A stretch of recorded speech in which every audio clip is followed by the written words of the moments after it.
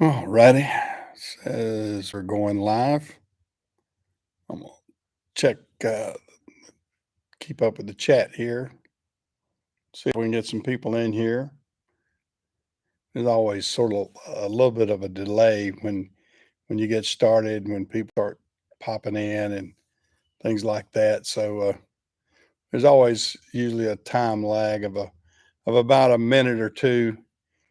Sometimes there's people pop right in, but usually there's a time lag of about a minute or so because people, I think, see their notification and all that sort of stuff, and then they, pop in. Hey, Zach, how is it down under? Hey, Patrick, how are you? Yeah, yeah. Get the foreign guys first. Yeah, get the guys further away. Yeah, well, that's good. That's good. Yeah, it's nice here. We're getting into the middle of the spring for us, and I love this type of weather. Hey, Tanker Monkey, Aaron. Yeah. Hey, Taylor, how are you? Yeah, I'm sitting here enjoying the thick of things. That we're in another rainy day today. Uh, just Hey, Don, how are you? Uh, just trying to make the best of everything. Make the best of everything, and all that sort of stuff. Get a few people in here and get chatting and everything. I've had a lot of people that have text me and hit me up. They're always interested in the FedEx part. Hey, Jamie, how are you? Yeah, they're because I was a FedEx contractor for 34 years, and because I've put my videos out there, I get hit up a lot. I get questioned, a lot, and I try to give some good information and hopefully what you hear from me is valuable. I try to give truthful information. I'm not I'm not trying to gain any uh, friends by falsifying. Oh, this is great and this is great, and I mean, if it's great, I'll tell you that it's great, and if it's bad, I'll tell you it's bad. Uh, I mean, I see a lot of different uh, venues that want to always push a certain narrative, and I don't have a narrative to push. I'm not employed by anybody anymore. Uh, I don't have a contract with FedEx anymore. I'm not obliged to say anything about anybody, and nobody can sway me one way or the other because uh, I'm the uncounselable part. I mean, you can't counsel me. I mean, you can't say, "Well, I'll boycott you," and I go, "Hey, don't care." I'm not like the ones that I'm not like Budweiser or Nike or some of these other places that had to adhere to the qualms of people, and I'm not going to do stupid things like them either. I mean, I I don't object to the some of these boycotts that are happening to some of these people. I mean, I firmly believe in this uh, go woke and go broke type situation because we're getting a pushback now of people saying we've had too much of this.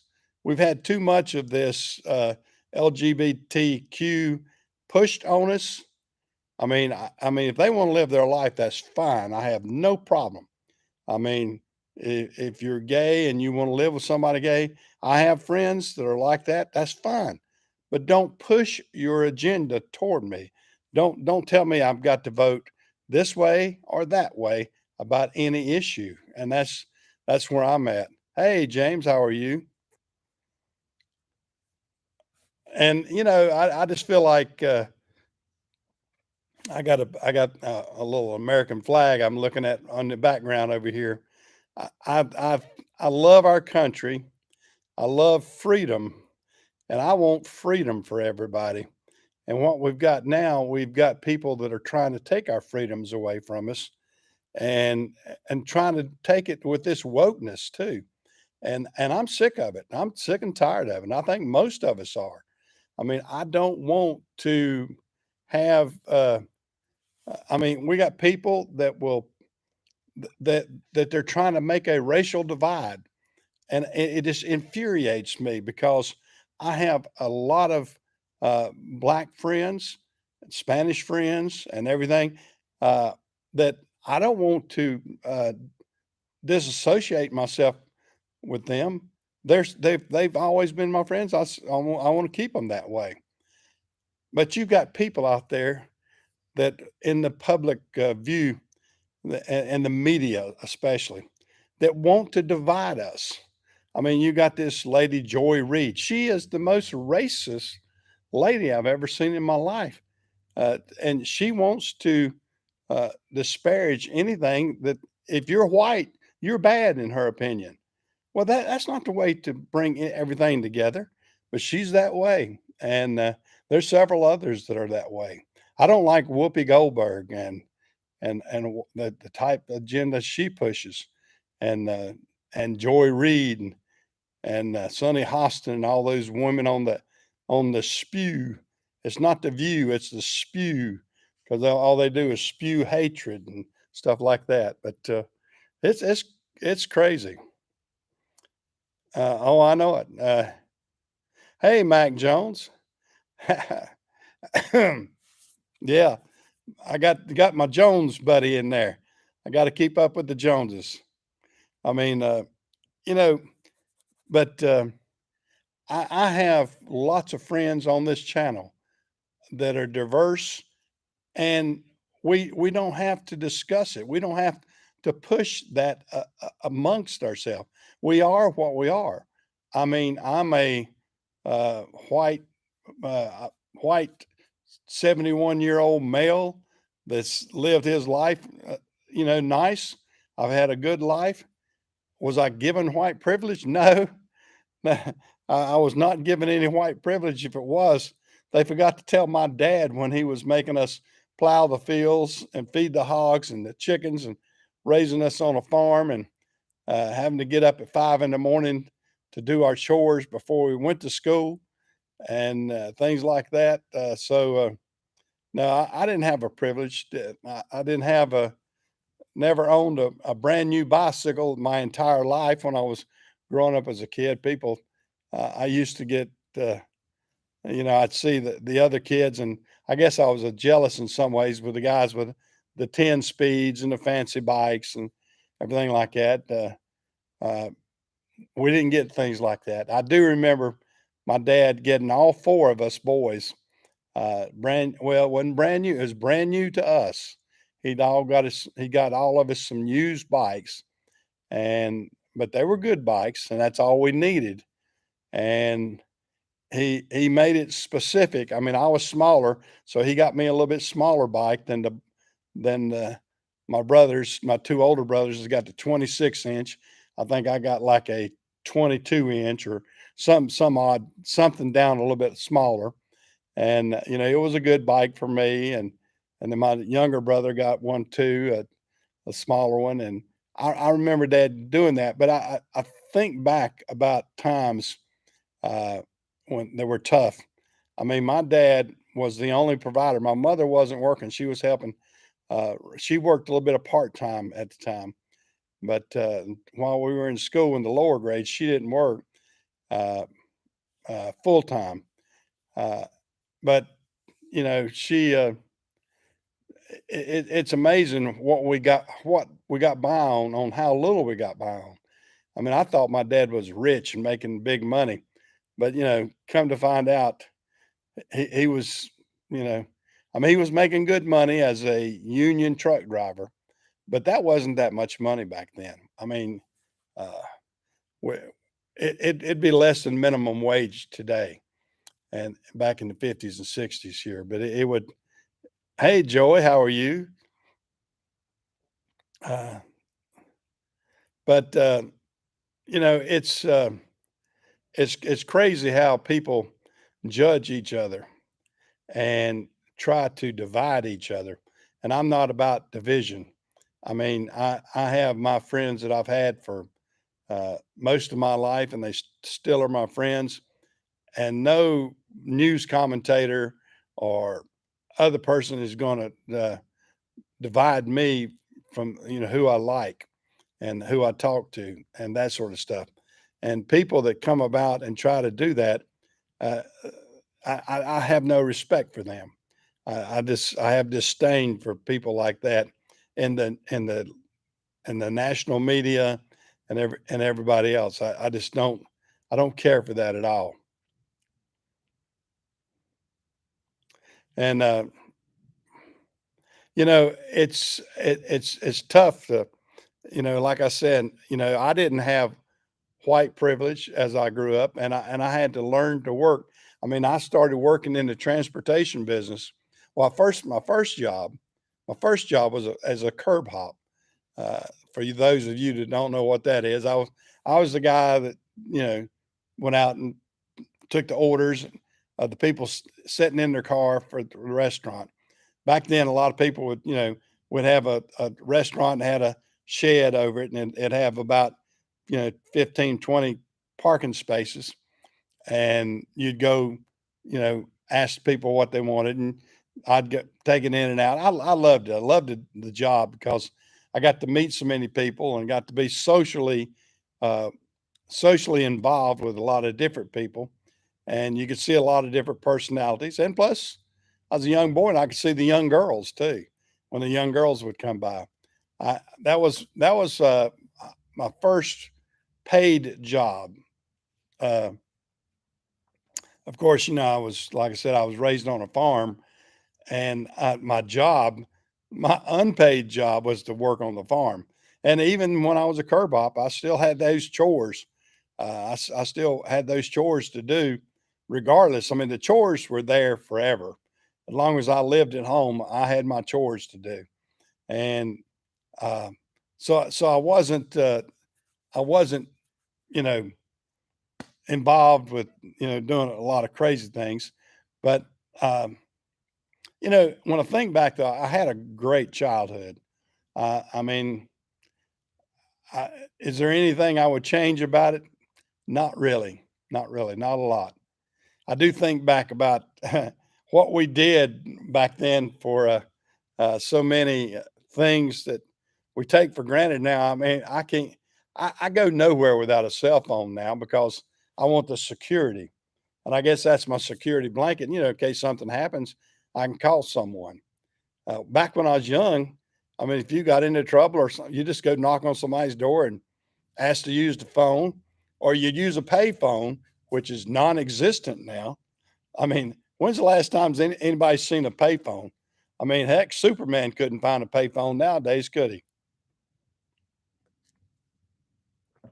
And so that's how things have changed. And who would have thought when I was in high school?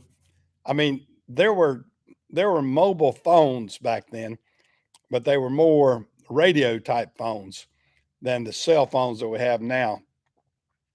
And you had to kind of call out to a tower and all kind of stuff like that. But I thought those were neat too. I remember seeing some of those in the early '60s. Uh, we had a TV repairman, Mr. Kaiser, and he had a radio phone in his car, and I thought that was the neatest thing I'd ever seen. And of course, he was up in technology and everything, and I loved always watching him as he repaired our TV. This is back when TVs had the tubes, and everybody had to.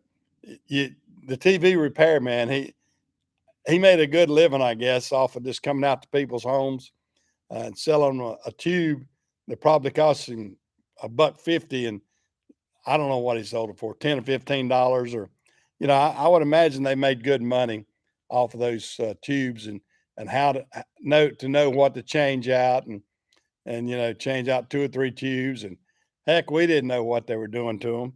All we were interested was it going to get that TV back up and going again. And I always thought it was cool. He would come in with his big briefcase, and it would open up. It was like a trifold thing. It would open up, and it would have all kinds of or mainly tubes, but he would have all kind of different electronic things for a TV. And, you would hope that your TV would get back working without costing an arm and a leg. And that's what you do. And if not, you'd be without a TV for a while. But, you know, that's a crazy situation from way back. And nowadays we don't even take that for granted. If your TV quits, what do? You go get another one. I mean, nobody repairs TVs. I mean, but being a TV repairman is non-existent nowadays, or just about anything. Even computers are that way now too.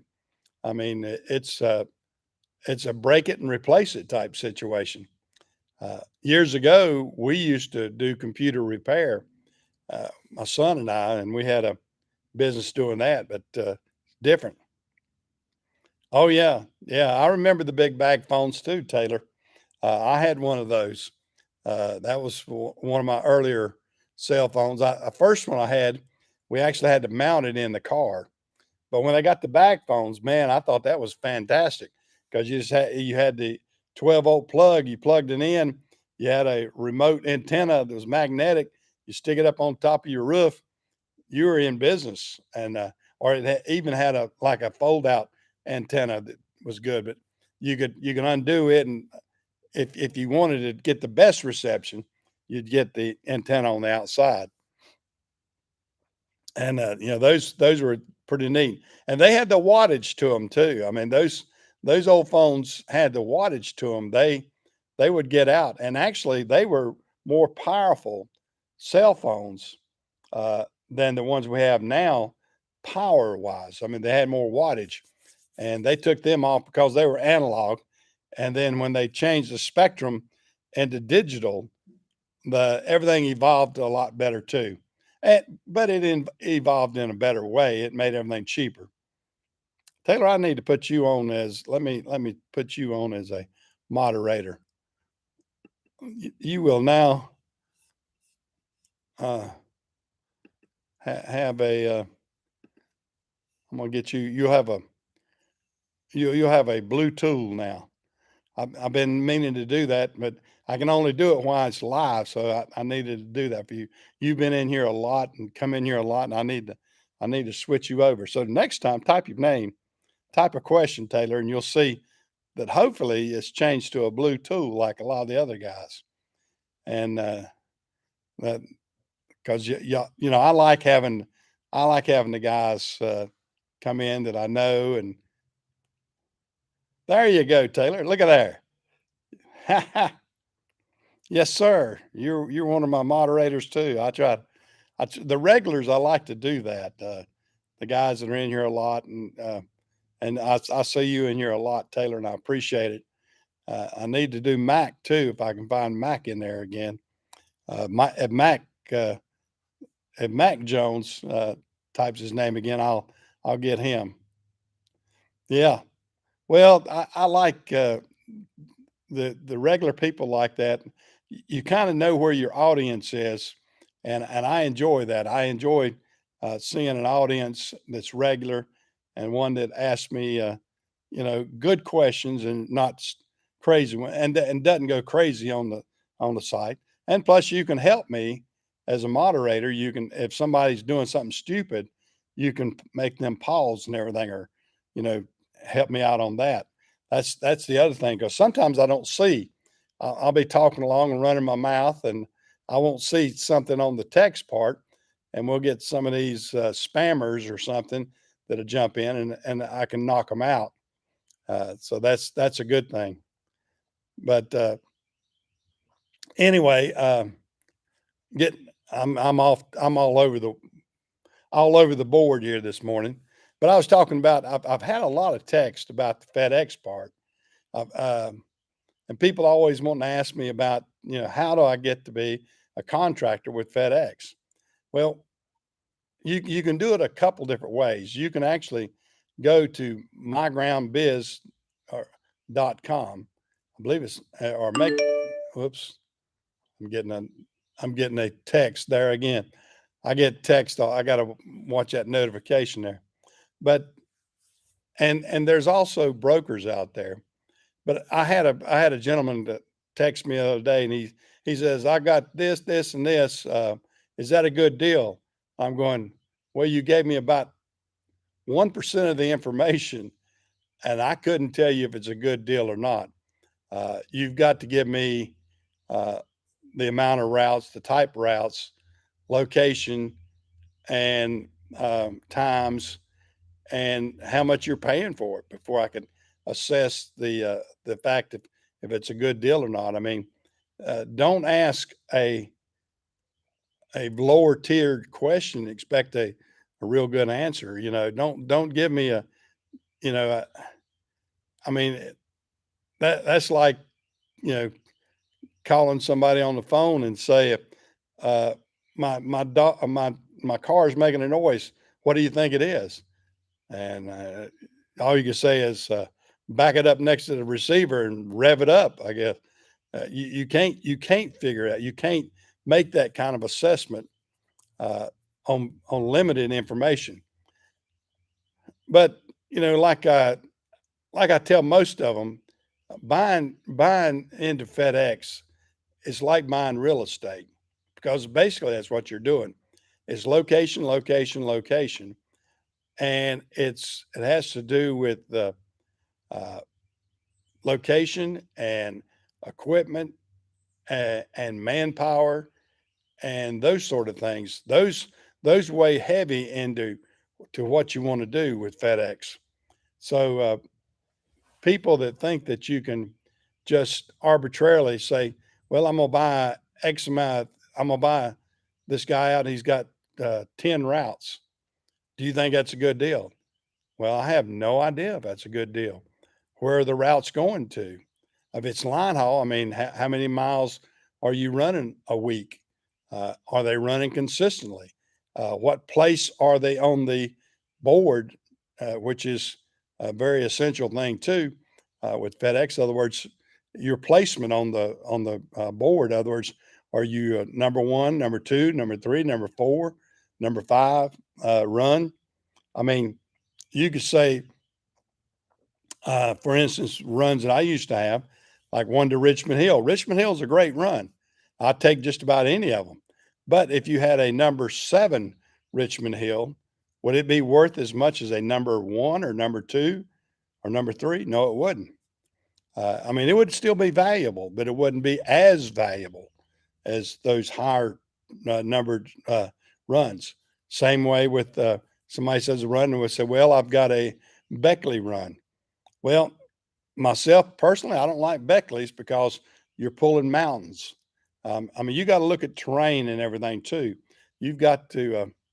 Oh, Barbara's doing pretty good, Aaron. I appreciate you asking. She's she's doing fairly good.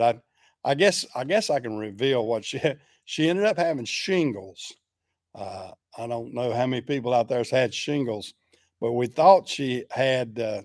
uh, uh, we thought maybe she caught poison oak or something out working in the yard, and it was pretty bad now. But it ended up it was shingles. She had a little bit of nerve damage, and that the doctor said that's what caused the shingles.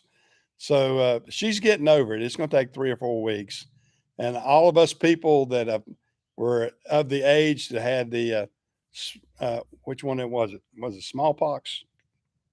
One of the chicken pox, smallpox. I can't remember which one causes the shingles, but anyway, that vaccine that lives in our system is or that's what causes shingles. They say. Yeah, yeah, it was. Yeah, you've had it too, have you, Zach? Yeah, that's what she had, and she's getting over it now. I mean, she's over the worst of it now. I think I have to get on to her about doing too much, but she's Barbara is very active. She likes getting out and working in the yard and making me work in the yard with her and all that sort of stuff. But that's what happened, Aaron. And but she's doing a lot better. Yeah.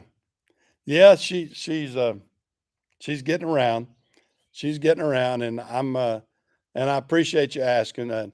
She Um, I think she drove me more crazy because of the fact that she was sitting at home doing nothing, or having to be more idle than she usually is. Barbara's a real busy person. I mean, uh, she's she's on the go all the time. Uh, and I guess that's because she was a school teacher and everything. But she's always got things in her mind that she wants to get done, and she can wear me out as an older man. I can tell you that. She she keeps us going, but it keeps us healthy too. I mean, we enjoy doing things together. Uh, I got a great wife. I mean, we've been married right at 53 years, and wouldn't I couldn't live without her. And it's it's a great marriage. We got a lot of good anniversaries coming up. My son has a birthday in June. He turns 50. So uh, so we got a milestone for him. He's going to be turning 50, and that's going to be tough. And of course, my grandson is graduating from high school, and we got some great news from him this week. He got a 4-year scholarship, not a full scholarship, but it's $5,000 a year. But that's a big help toward his education. But it's for 4 years, so it's $20,000 all total if he continues with his grades and everything. Uh, that's going to help him a lot at NC State, and he's going into the engineering program, and he's done real well for himself. I'm real proud of I'm real proud of him for uh, what he's done and what he's accomplished, and through his sports, through his he's done real well in his sports, and plus kept his grades up at the top of his class, and it's paying off. It's paying off. I mean, hard work and persistence pays off in just about anything.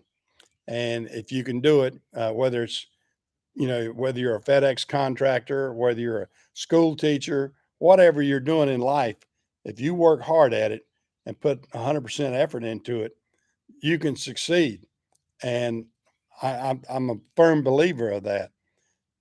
There's not many people that sit back and win the Publishers Clearinghouse and have got it made for the rest of their life.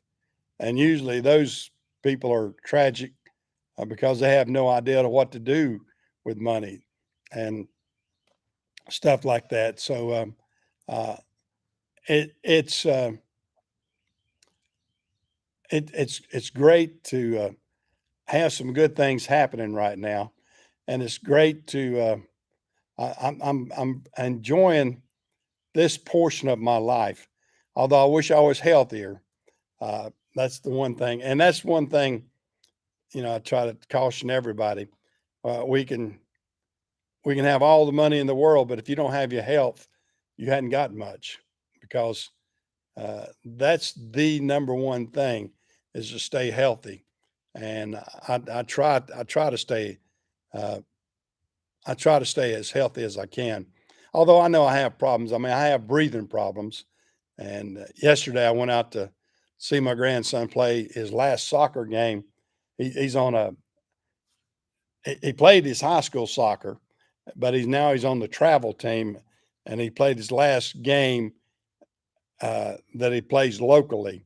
That's the last one he's going to play this season.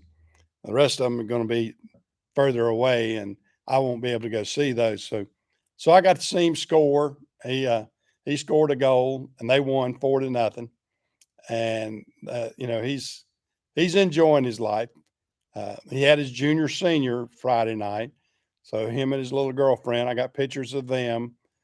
People that are on Facebook with me, they probably have seen those. And I'm proud of those. He's a handsome young man, and uh, I'm I'm a happy man. I'm a happy guy being able to talk about all these things, and you know life's good for me.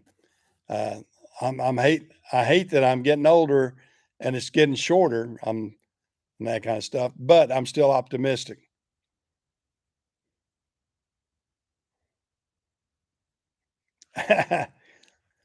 That's right, Jamie. Yeah, I haven't had a gift horse either.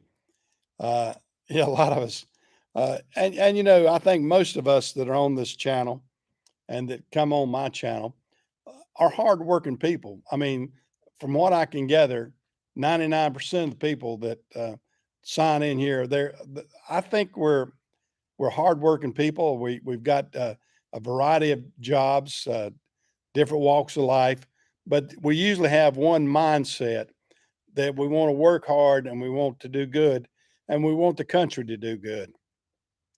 And that mindset is a good thing. And we've got a lot of people out there now that want to tear that down.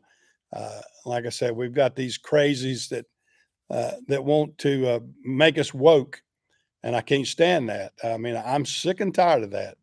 I don't watch a lot of TV because of that reason. Because you know, I mean, you'll see it on commercials. The commercials will be touting a lifestyle that you're not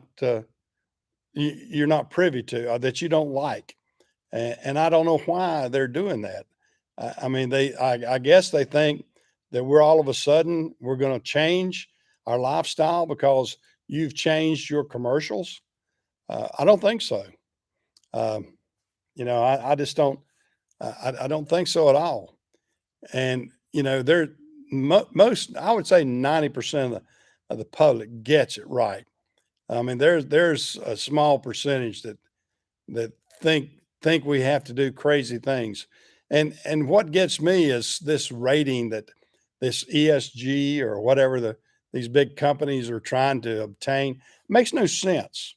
I mean, we can't do some of these things logically. And then I noticed last week this cardboard in California has just told everybody they're going to quit letting diesel trucks be sold in the state of California in 2032 or whatever it is, in about 7, 8, 10 years. Well, hey, if you're going to ban all the diesel trucks, uh, have a lot of luck getting your products in and out. You might as well shut down that port out there, that Los Angeles port, because there's not going to be that many, big trucks in and out without being diesel. I mean, it's ridiculous. And and then what was the secretary? Uh, I forget which one of the crazy secretaries that Biden has said that she wanted to make the Army green. Well, I hate to tell you, lady, the Army wasn't only not green, they weren't even up to the standards that was mandated in the United States. I mean, people used to love to get some of those Army trucks because they didn't have emission controls on them.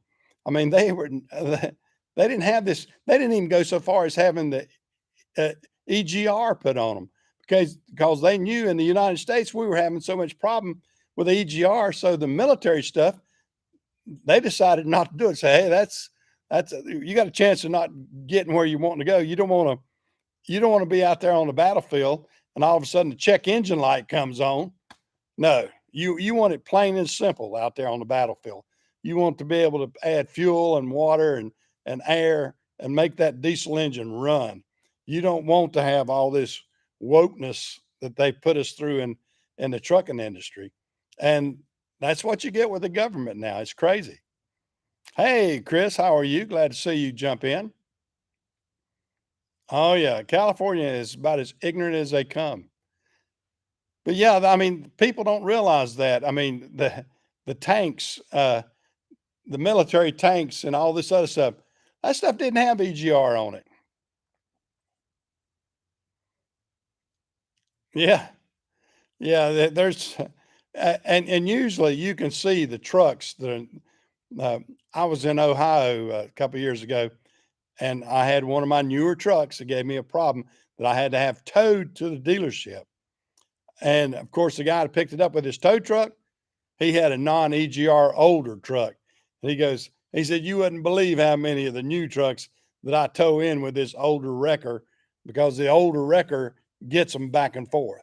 He said, I don't want one of these new ones that have all that crap on it. He said, because when I'm out on the job, he said, I can't all of a sudden have a check engine light come on that I'm going to have to take it back to the dealership because it's derated. He said, I've got to be able to go out there. So it's crazy when it really, really, really has to go. You better hope that you don't have one of the new type vehicles that has the EGR problems and has to buy the government juice to make it run and all that sort of stuff. And it's crazy. It's crazy. I mean, and you even see your farmers. I watch a couple of the farming channels, the Millennial Farmer and some of these others, and they have that problem with these great big John Deere tractors, where you know they're going along and all of a sudden they get a code. They're out there in the middle of a field and it's doing its thing, and they get a code that shuts down the tractor, and it's crazy. It's crazy. It's good. Part of that technology is good as far as being able to do all the crop rows and what all they can do for the equipment.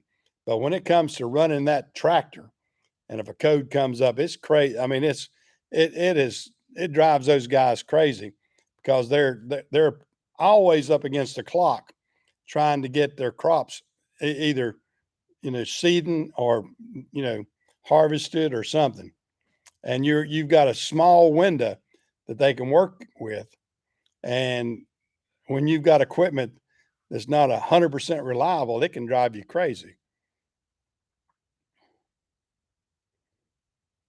Oh, I know it, Taylor. I mean, I had a California run a couple of years. Hated it. First opportunity I could get off of it, I did, and I switched it to an East Coast run. But I hated that California run because there's nothing worse than having something break down in Arizona and you're at the mercy of whatever shop that's nearest and is going to repair it for you.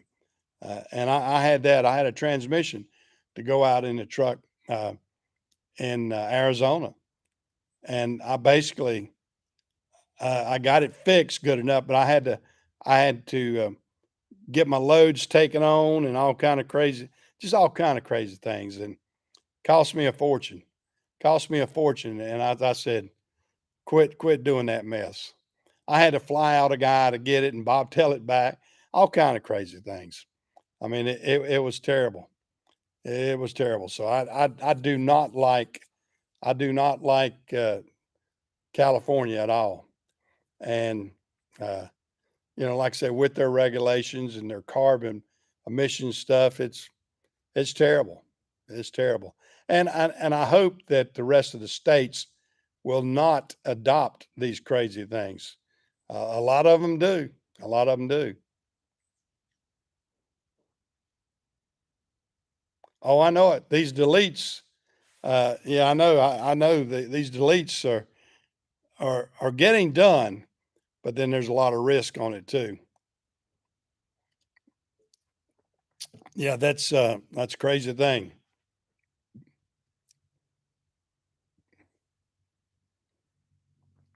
Yeah, 2007 and back is where your worst emissions uh, come into play. It's I had a I had some 2008 Mack trucks were my first initial uh, part of getting into that em- emission stuff, and they like to broke me before I was able to switch them out and get some other trucks. I mean, I did. I had two brand new Mack trucks, bought them brand new at the dealership, and I thought they were going to break me.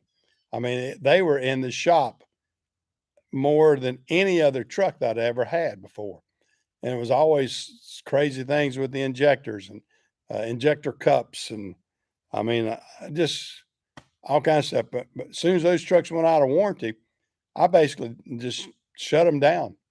I mean, I couldn't afford them anymore. I mean, they were breaking me with all the expense I had. Hey, Dirt Boss. Doing pretty good. Doing pretty good. We're in here chatting away with uh, doing. talking about FedEx, talking about working, just talking about general situations and everything. Glad to see you, Mike. It For those of you that don't know Dirt Boss, although I think a lot of you do, I mean he's got a great channel. Everybody ought to check out Dirt Boss. Along with, I saw Chris in here a while ago. Chris has rounded over the 1,000 mark on his channel, and without Outcast and all that sort of stuff. Yeah, the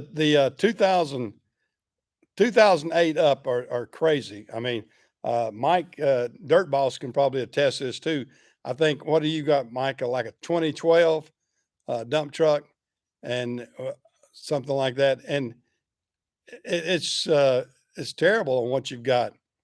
Uh, it's terrible what it takes to keep some of the newer trucks are going. I mean, we were forever. I mean, I had a lot of 2015s and 2016 models when I was still in the biz, and we were forever having EGR problems.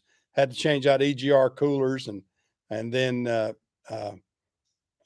regen. If you ever have to put a regen, you got a 2013. If you ever have to put a regen system back in one of the new trucks, you're speaking $12,000 to $15,000 for the part, just the part, not even counting the labor. I mean, it's ridiculous what it. I mean, it will almost. I mean, it's like almost having to buy a new unit. Uh, I mean, it's worse than having to buy an engine almost if you have to buy that regen system again. I mean, I know I had to buy one or two of those boxes, and it was painful to have to do that. Oh, I know. I've got a 2012 uh, Ram truck myself. I started to say I had it in here, but no, I don't. I got my Beamer, but uh, you know, my 2012 uh, Ram truck does not have. I don't have to use a def in it, and I got a 2012, and then I got a 2010, I think it is, service truck, and it doesn't have to. Because it's been all kind of stuff been done to it. I don't know what the guys deleted, and I don't know. It's it's got one of those tuners on it and everything else. We had to tune it down because Jim and Larry were spinning the wheels when they changed gears. Almost, it was something. But uh, it it's crazy what you have to do and everything. Yeah, Mike and I was Dirt Boss. Dirt Boss got himself soaked with oil the other day, changing out a oil pan gasket, and I was going to tell him, now what you needed, Mike, is right there. You see those sterile coney lifts? That's what you needed.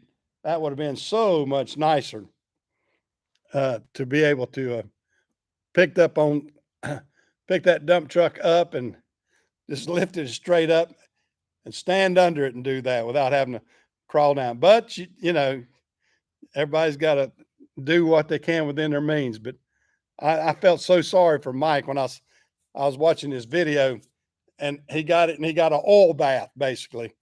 And we've all done that if we've ever done anything like that. Is you get this soaked.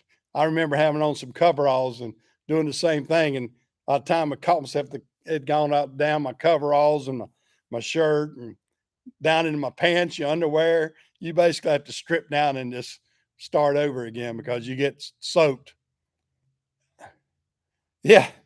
Well, no, you're not redneck. You're just you're young yet. I mean, it took me a while before I was able to afford those. I mean, I had to justify it by having so many trucks, and it was a great justification.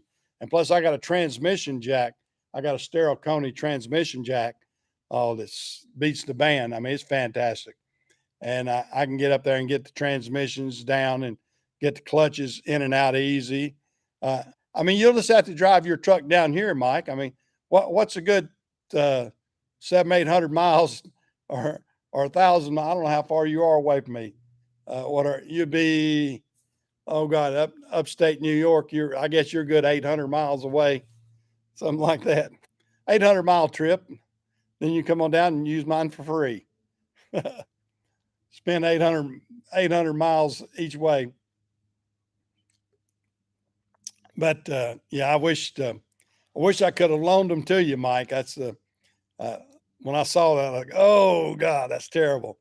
I mean, I said, gosh, I know the feeling because I've done it before, and I know the feeling. Been out there, put cardboard down on a gravel yard, so you don't tear your back up, and get under and grease something or change oil.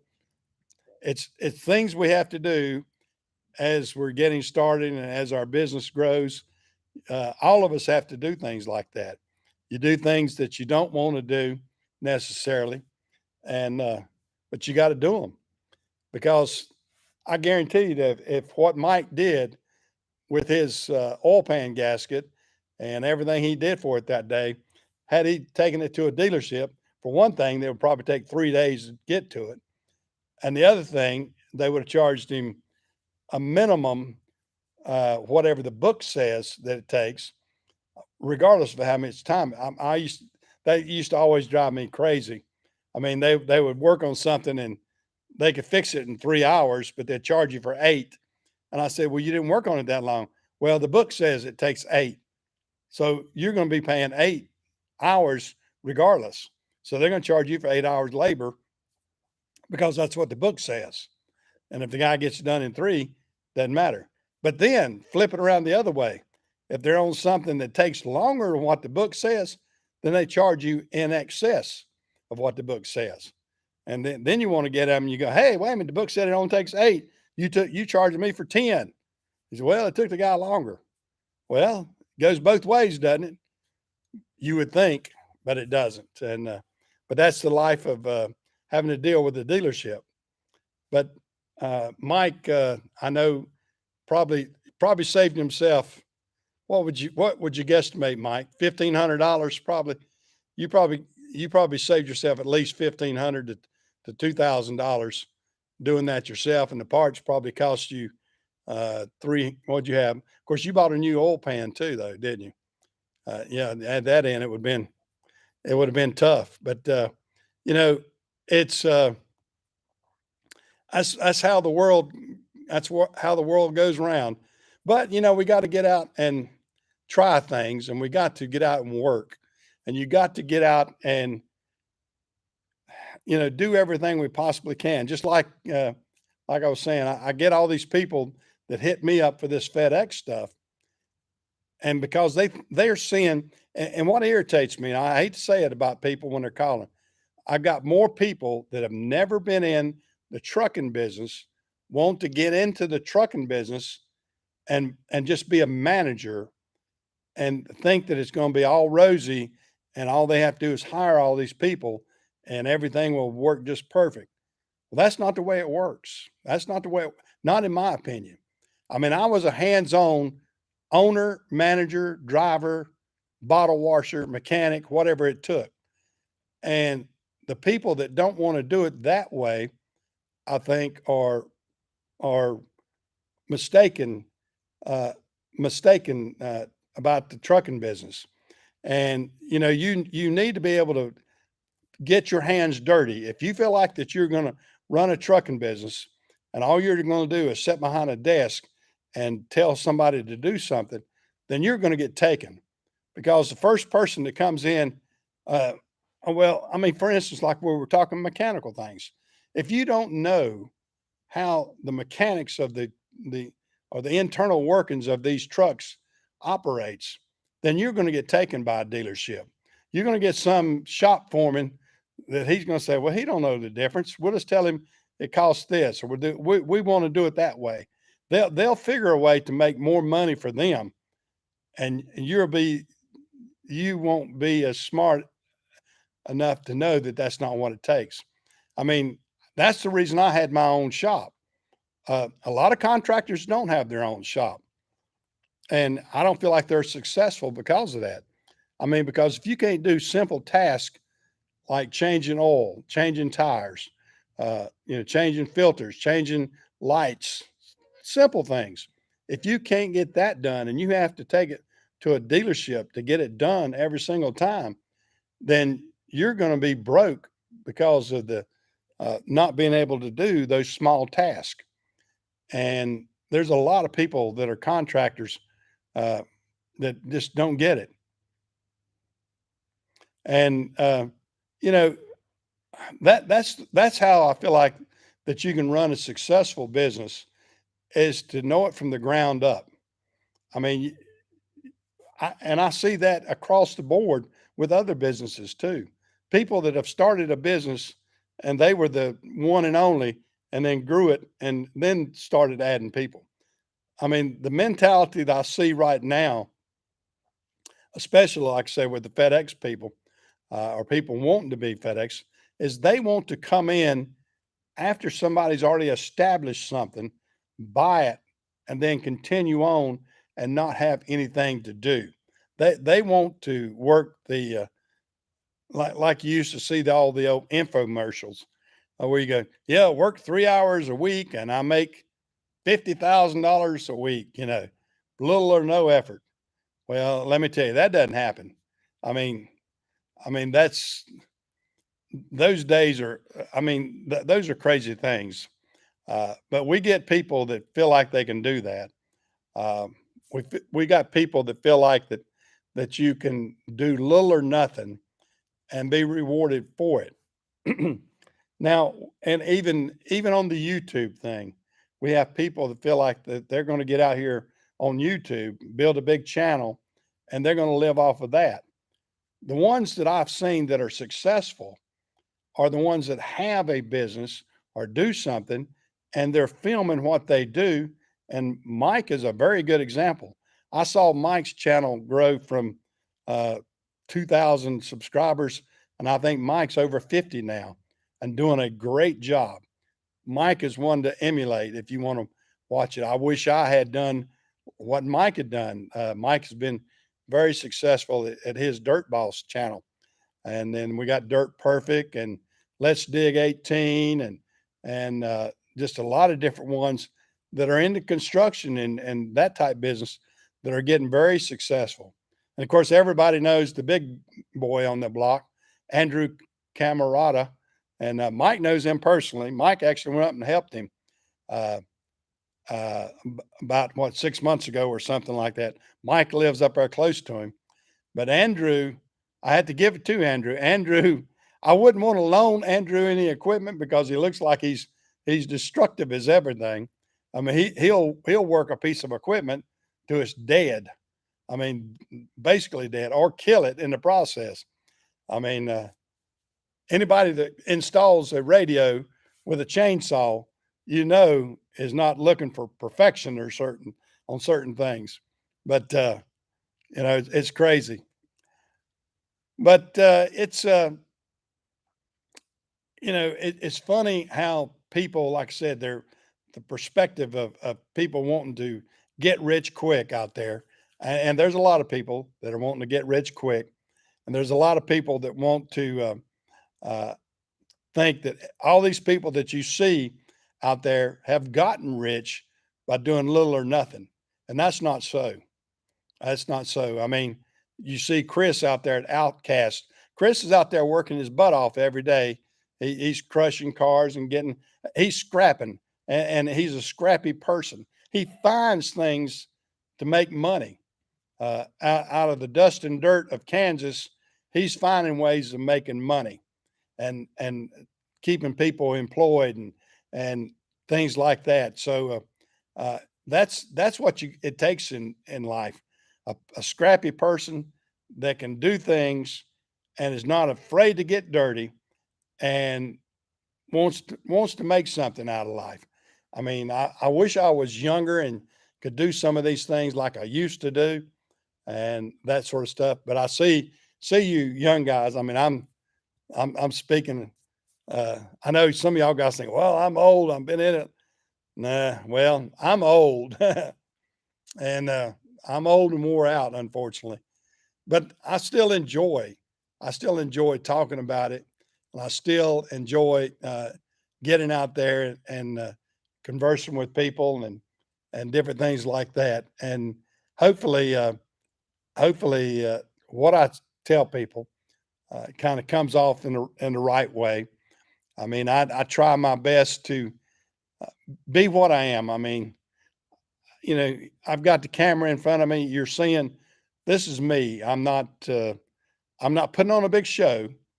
And when I do things out there with my equipment or whatever, I really don't stage a lot of different things. I try to put the cameras out there and then go back and edit, but it is what it is. I mean, if I make a mistake, you'll see the mistake.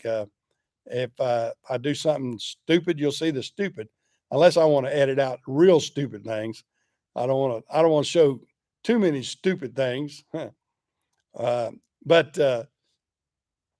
you know, it's. I mean, uh, life's short on us, and you hear that, and you will realize that real quick. I mean, I'm at the age. I mean, I'm probably old enough to be the father of most of you guys out there. Unfortunately, maybe some grandfathers too. I don't know. Considering I've got a 18-year-old grandson now. Uh, well, we'll be 18 in about a month. But it is what it is, and that's the way it goes. Well, guys, I tell you, I'm about to wear myself out here. Uh, I'm gonna get off in just a little bit. I wanted to say today would have been my mother's 95th birthday. I'm thinking about her a lot today. Uh, we lost her about 6 years ago, but my mother would have been 95 today on April 30th. She's born April 30th, 1928, and uh, I think about her a lot. I think about my dad a lot, and hopefully my children will do the same when I'm gone. And I try to leave the best impression. And maybe I'll have something with this old YouTube channel that if they want to see me after I'm gone, they can flip on and say, "Yeah, there's Dad running off on the mouth again," and those sort of things. And uh, you know, they'll get to see me one on one like this. But I'm gonna get off, and I've enjoyed talking with everybody. I was gonna kind of talk a little more about FedEx. Didn't get around. I just ran the mouth more than I did anything. Yeah, I know it. It's tough. Coming up on Mother's Day here in a couple days. Think about your mother and your dad, and think about all the good things. Try to be patriotic. I try to be as patriotic as I can, and uh, hopefully things will turn around and this country will right itself and say, "Hey, we're tired of this wokeness. We'll get tired. Go woke, go broke, straighten yourself out, quit being stupid, and let's get back to get the world back in order." I mean, COVID pretty much is gone with everybody. I think hopefully we're out of that mess, and let's have a good rest of the day. See you guys.